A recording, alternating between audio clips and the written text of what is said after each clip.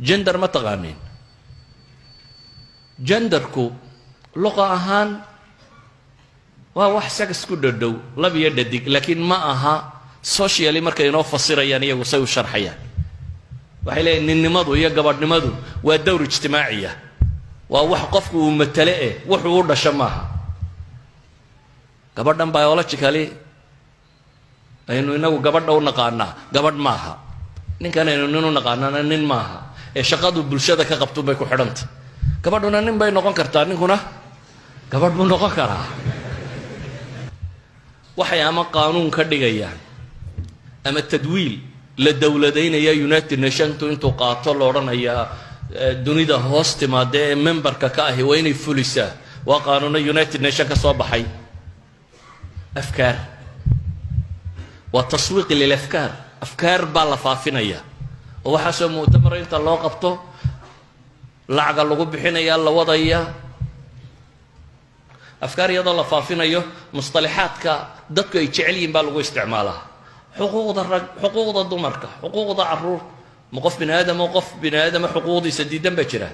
intii lagu dhaha xuquuqda dumarka de waxa tilaaday waa wax fiican sharciga maaha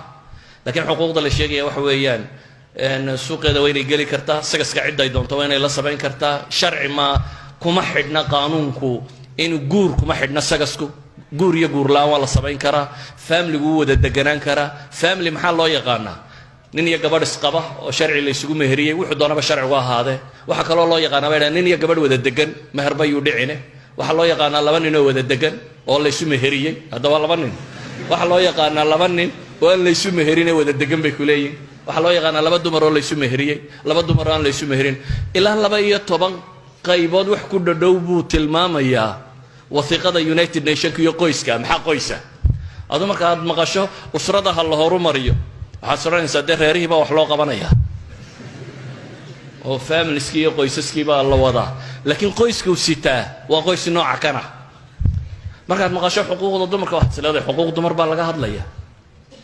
laba mid oo aqliga bini'aadamka gali kara hoosta laga soo gelinaya guurka maxaa la yiraahdaa ii sheeg waxay sheegi jireen waxay fircooniga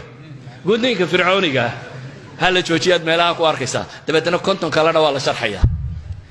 idan waa litazyiin waa la qurxinaya waxa kan hay'adka United Nations ee meesha jooga iyo kuwan kale tirada badan ee meesha jooga waxay bixiyaan projects mostly projects kaasi maaha wax development ku saabsan wax ummadda wax taran maaha qofka qaadanaya hungurigu isagu uga dan leeyahay 5,000 10,000 waxbaa lagu soo siinayaa shir yar baad qabanaysaa capacity building iyo beena kaloo la sheegay iyo waxaasaa loo xuquuqda dumarka laga warramaya ama gaal yar baa imanaya ama mid yar oo Afrikaan baa imanaya waxoogaa la jira jeedinaya waxa kan waa laaca la isu dhigo markaad wax dabanaysa maxaa la sameeyaa qofka raba baadiye inuu ugaadhda soo dabtaa muxuu sameeyaa haddaanad laac dhigin laac waa waxaan loo dhigay dee dabinka ma soo doonanayso sabab ku kalifaysa inay dabinka u timaadaa waa inuu jiraa waxaani waa laac la dhigayo laakiin afkaaro badan ay ka dambeeyaan mararka qaarkood alminax baa ku xidhan dowladuhu waxay bixiyaan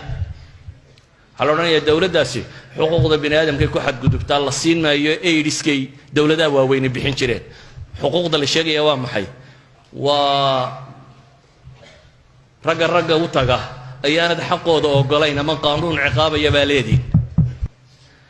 waxay dhahdeen usrada qoyska oo wata macnihii bini'aadamnimo xadaareed